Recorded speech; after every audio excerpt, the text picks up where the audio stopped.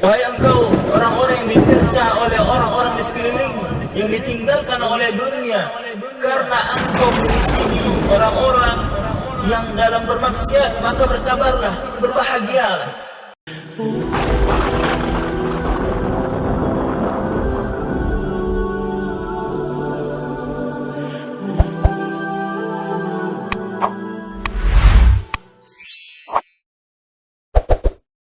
Ia memuji Rasulullah Sallallahu Alaihi Wasallam. Pada saat itu aku mengulurkan tanganku untuknya. Aku bersaksi bahwa tidak ada ilah yang berhak selain Allah dan bahwa Muhammad adalah utusan Allah, dan aku pun masuk Islam. Di saat itulah At-Taufil masuk ke dalam agama Allah setelah ia mengucap dua kalimat syahadat, menandakan ia telah masuk Islam. At-Taufil berkata, kemudian aku tinggal di Mekah beberapa waktu. Selama di sana aku belajar ajaran-ajaran Islam, aku menghafal Al-Quran yang mungkin untuk aku hafal, yang bisa aku hafal. Ketika aku berniat untuk pulang ke kabilahku, aku berkata, ya Rasulullah, sesungguhnya aku ini adalah laki-laki yang ditaati di kalangan kaumku. Aku akan pulang untuk mengajak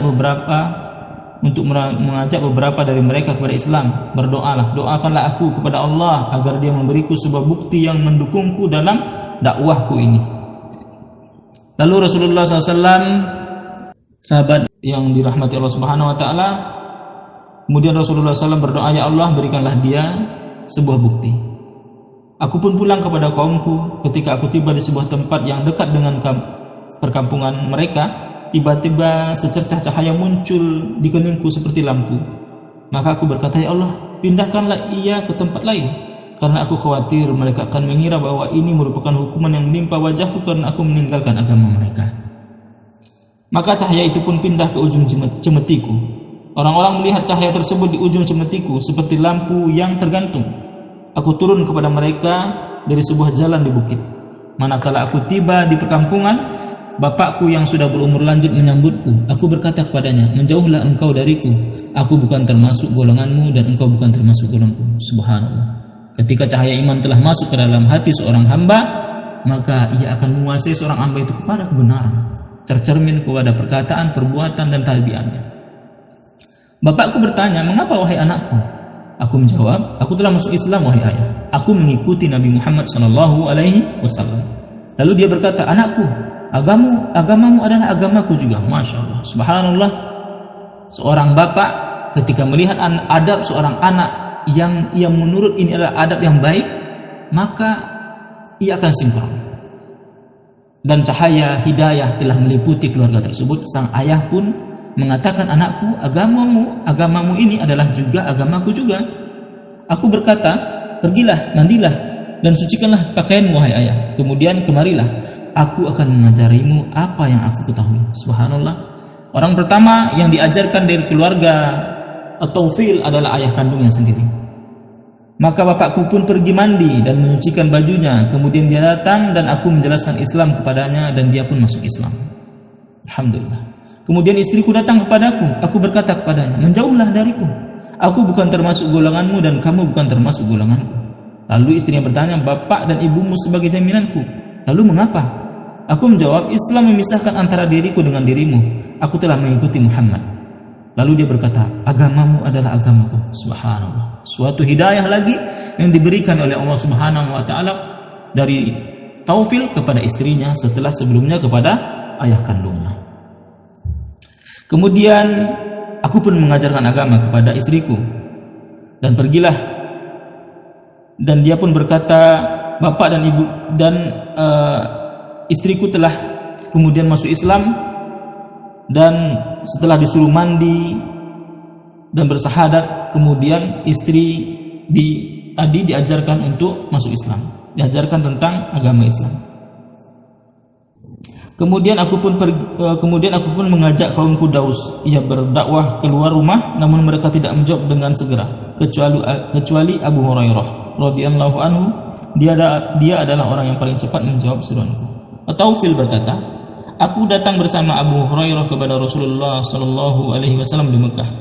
Di saat itu Nabi Sallallahu Alaihi Wasallam bersabda kepadaku, hati kaummu masih tertutupi sekat tebal dan kekufuran yang keras.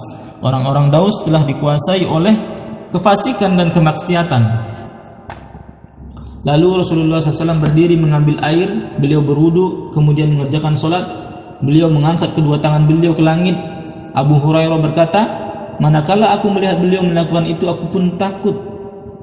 Aku pun takut kalau Rasulullah berdoa buruk atas kaumku, yang membuat kaumku akan binasa, maka aku berkata, celaka kaumku. Abu Hurairah dan Taufil merasakan Rasulullah, mengira Rasulullah akan berdoa sehingga membuat celaka kaumnya. Tetapi Rasulullah SAW bersabda, ya Allah berikanlah petunjuk kepada Daus, ya Allah berikanlah petunjuk kepada Daus, ya Allah berikanlah petunjuk kepada Daus. Rasulullah SAW ulangi doa tersebut sampai 3 kali. Kemudian beliau menoleh kepada Taufil dan berkata, pulanglah kepada mereka, serulah mereka kepada Islam dengan lemah lembut.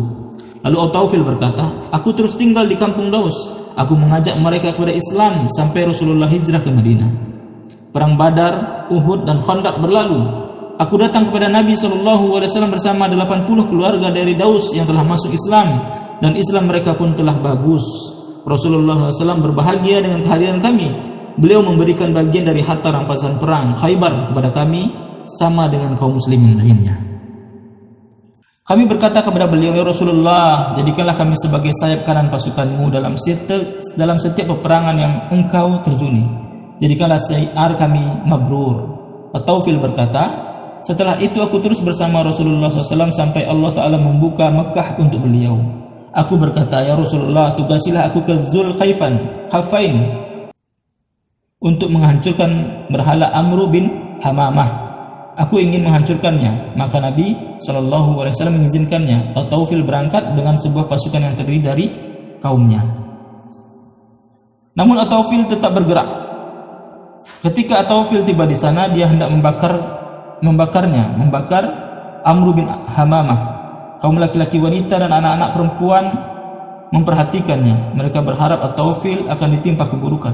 Mereka berharap sebuah halilintar menyambarnya jika dia hendak membunuh atau membakar patung Amru bin Hamamah. Namun Taufil tetap bergerak maju kepada berhala tersebut di hadapan tatapan mata para pemujanya. Taufil menyalakan api, membakar dada berhala itu sambil bersair, wahai Zulkhafain, aku tidak termasuk memujimu. Kelahiran kami mendahului kelahiranmu. Sesungguhnya aku membakar dadamu dengan api. Karena maksudnya adalah syairnya adalah karena manusia yang menciptakan berhala itu, tentu yang lebih layak, lebih hebat adalah manusia ketimbang berhala. Berhala diciptakan oleh manusia tersebut dari tangan mereka. Inilah yang dimaksudkan oleh Taufil, kelahiran kami mendahului kelahiranmu.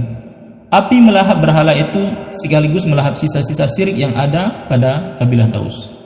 Setelah itu Taufil bin Amru Ad-Dausi senantiasa mendampingi Rasulullah SAW sampai beliau wafat dan berpulang ke Rabbnya Azza wa Jalla. Setelah itu khalifah berpindah ke tangan Abu Bakar. Taufil memberikan jiwanya, pedangnya dan anaknya dalam menaati khilafah Rasulullah SAW, yaitu Abu Bakar As-Siddiq. Ketika perang Riddah berkecamuk, Taufil berada di barisan depan bala tentara kaum muslimin untuk memerangi Musailamah Al-Kazzab laknatullah. Putranya pun ikut bersamanya. Ketika dia sedang menuju Al-Yamamah, Taufil bermimpi. Dia berkata pada kawan-kawannya, aku bermimpi, tolong jelaskan kepadaku apa artinya. Mereka bertanya, mimpi apa wahai Taufil? Dia berkata, aku bermimpi kepalaku dicukur, seekor burung keluar dari mulutku, seorang wanita memasukkanku ke dalam perutnya. Anakku Amru mencari-cari diriku dengan gigih, namun antara diriku dengan dirinya terdapat penghalang. Mereka berkata, itu mimpi yang baik wahai Taufil. Selanjutnya Taufil berkata, aku sudah bisa mengartikan makna mimpiku. Kepalaku dicukur artinya ia dipotong. Seekor burung keluar dari mulutku artinya arwahku meninggalkan jasadku. Wanita yang memasukkanku ke dalam perutnya adalah bumi yang digali lalu aku dikubur di sana. Anakku yang gigih mencariku artinya dia mengharapkan syahadah yang akan aku dapatkan dengan izin Allah Subhanahu wa taala. Anakku akan mendapatkannya kelak. Di perang Yamamah, sahabat yang mulia Amru bin Taufil Ad-Dausi radhiyallahu anhu berperang dengan gigih, memperlihatkan kepahlawanan yang dengan gagah berani sampai dia gugur sebagai syahid di bumi perang Yamamah. Adapun anaknya Amru, maka dia terus berperang sampai tubuhnya penuh luka, tangan kanannya terpotong. Dia pulang ke Madinah meninggalkan bapaknya, sementara tangannya dikubur di bumi Yamamah, mendahulinya dalam syahid. Di masa khilafah Umar bin Al-Khattab, Amru bin Taufil datang menemuinya tatkala makanan dihidangkan kepada Al-Faruq, sementara orang-orang yang duduk di sekelilingnya dipersilahkan untuk menyantap hidangan. Amru justru malah menjauh darinya. Anak atau fil tadi, Amru justru malah menjauh dari makanan yang telah dihidangkan. Maka Al-Faruq bertanya kepadanya, ada apa dengan dirimu? Apakah kamu menjauh dari makanan ini karena kamu merasa malu kepada tanganmu? Lalu Amru menjawab, benar wahai Amirul Mukminin. Umar pun berkata, demi Allah, aku tidak menyantap makanan ini sehingga kamu mencampurnya melalui bagian tanganmu yang terputus itu. Demi Allah, di antara yang hadir ini tidak ada seseorang yang sebagian anggotanya telah tinggal di surga selain kamu. Maksudnya adalah tangan kanannya. Impian syahadah terus berkibar dalam angan-angan Amru sejak dia berpisah dengan bapaknya. Perang Yarmuk, yaitu perang Yarmuk adalah salah satu peperangan yang menentukan dalam sejarah. Terjadi pada tahun 15 Hijriah. Dalam perang ini kaum muslimin unggul atas orang-orang Romawi secara gemilang. Amru bin At-Taufil bersegera berpartisipasi di dalamnya bersama orang-orang bersegera dia berperang sehingga dia meraih syahadat yang diharapkan oleh bapaknya untuknya. Yang ada dalam mimpi bapaknya, anaknya mencari-carinya dalam ketika masih hidup, dan inilah artinya Amru juga menjumpai syahadah ketika perang Yarmuk. Semoga Allah merahmati At-Taufil bin Amru dan Ad-Dausi, seorang syahid dan bapak dari seorang yang syahid. Insyaallah. Barakallahu fiik. Semoga ini pelajaran yang telah kita sampaikan ini mendapat ibrah dan menambah semangat untuk seorang ayah mendidik anaknya, dan semangat seorang anak untuk meneladani ayahnya dalam ketaatan kepada Allah Subhanahu wa taala. Subhanakallahumma wa bihamdika la ilaha illa anta astaghfiruka wa atubu ilaih. Assalamualaikum warahmatullahi wabarakatuh.